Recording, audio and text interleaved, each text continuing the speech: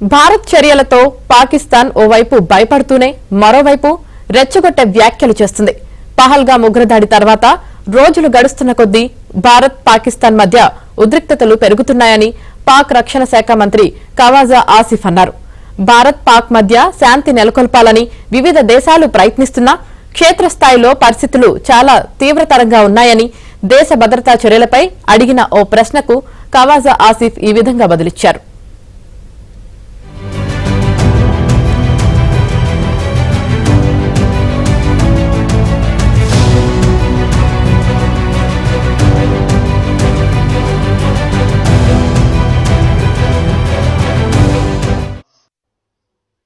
पाकिस्तान के पास मुस्तनद इंटेलिजेंस इतलात हैं कि अगले 24 से 36 घंटों में पहलगाम वाक़े से जुड़े बेबुनियाद और खुद साख्ता इल्जामात को बुनियाद बनाकर भारत पाकिस्तान के खिलाफ फौजी कार्रवाई करने का इरादा रखता है.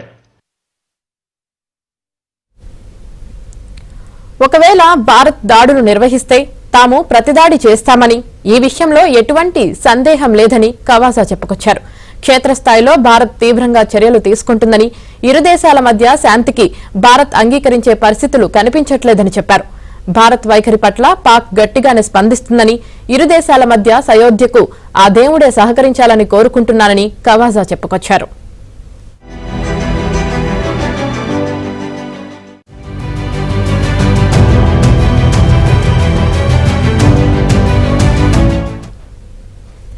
మరోవైపు పాక్ సమాచార మంత్రి తరహర్ కీలక వ్యాఖ్యలు చేశారు. పాక్ పై సైనిక చర్యకు భారత్ ప్రణాళికలు రచిస్తుందన్నారు. మరో 24-36 గంటల్లో పాక్ పై దాడి జరగవచ్చన్నారు.